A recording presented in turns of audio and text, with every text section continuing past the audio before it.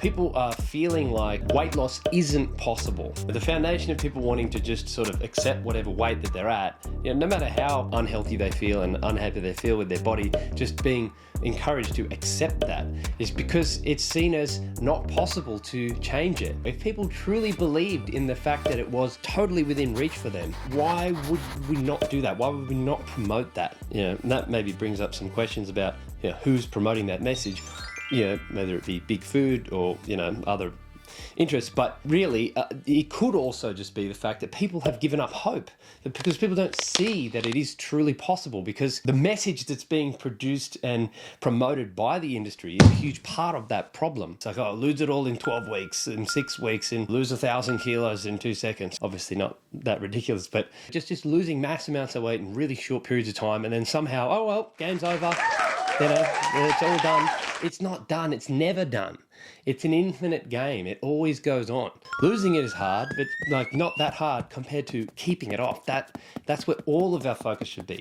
All of our focus should be on the long term and of how to keep it off for 10 years. Decades now of the weight loss industry promoting toxic ways to go about losing weight and having that be the most promoted thing and the highly praised thing in society. Those ways, decades of that have come to an end. That doesn't prove that it's not possible. It proves that a new way needs to be brought into the conversation to fight this hopelessness, to bring hope into it and to bring faith into the fact that we can. The story is always, you don't need to do the hard work. I've done the hard. I did all the failing and the trying and the struggle to get there. And now you don't have to worry about any of it. Just come follow me and come do what I say. And then it'll just be this easy, effortless process for you. That is never going to work. You have to go through the process. It is trying to take all the responsibility off the person and just say, you know what, just you relax and just, and all the responsibility comes onto the trainer or the author of a book. It's all about them and what they've done, and you follow what they do. But we have to take responsibility for it ourselves. It's about empowering ourselves to make those decisions every day. Your lifestyle is unique. No one's lifestyle is the same. No one's going to be able to do the same thing. People have different hunger schedules, they have different caloric needs. There's just no program for everyone out there. We need to manage ourselves.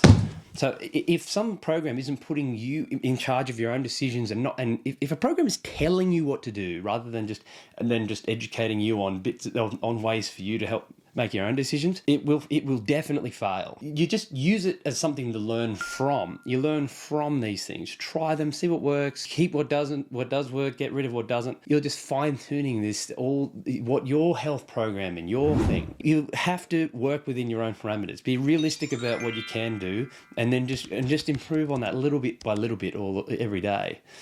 Or week or month, the pace is unimportant. If it takes you years to get started, sometimes that's what it is. But I guarantee if you take a more realistic, moderate approach, in 10 years you will be there. And that's better than yo-yoing for 10 years and being heavier. So I see this a lot in my work. I do weight loss coaching and wellness coaching and personal training. What I see time and time again is that people have tried their whole lives to do some hack diet or technique. It doesn't work. People are exhausted by it and they're hopeless, and they're finally coming to the point of saying, I need help. And it's not because of society, judging them or doing any of those things. It's not based on judgment from others. It's based from just feeling like crap, feeling uncomfortable in their own skin, uncomfortable in their own body. You can't walk around well, your energy levels are low, your joints ache. This is not something that people don't really want.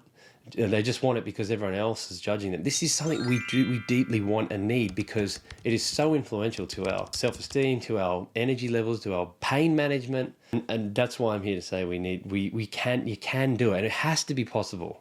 And there are good reasons why we're here, right? There's good reasons that aren't all to do with our personal choices. It is to do with the way that society is organized. But that's not something that we can really influence. We can do our best, and we may start a movement to get there, which I'm going to go into later with a conversation around ways that we can do that. And that have been done in society before. Huge public health changes that could make a massive, massive difference.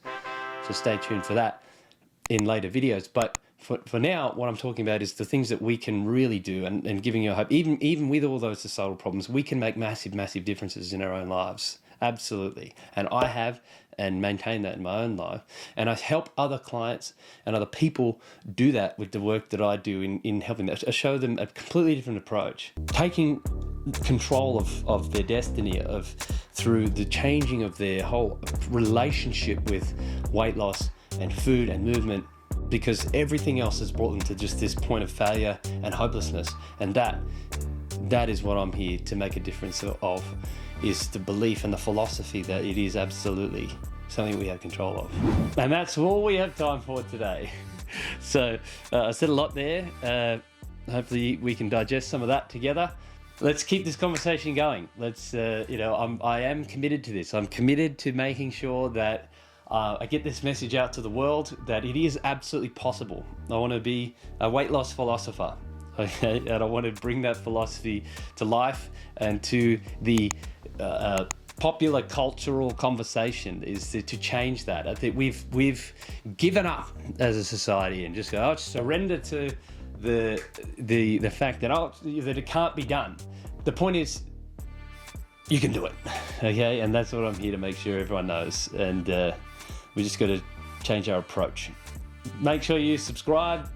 Like the video if you did, and comment down below again. I'd like to get a conversation going here, and I'll see you next time.